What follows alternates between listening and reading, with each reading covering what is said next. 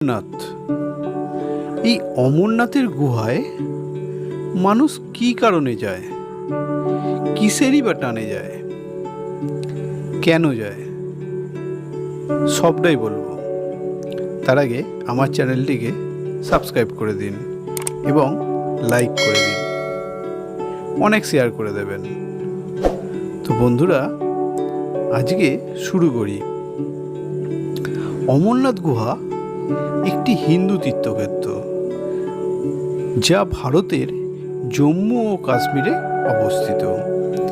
এটি একটি শৈব তীর্থ। এই গুহাটি সমতল থেকে ৩,৮৮৮ মিটার অর্থাৎ ১২,৭৫৬ ফুট উঁচুতে অবস্থিত। জম্মু ও কাশ্মীরের রাজধানী শ্রীনগর ১০০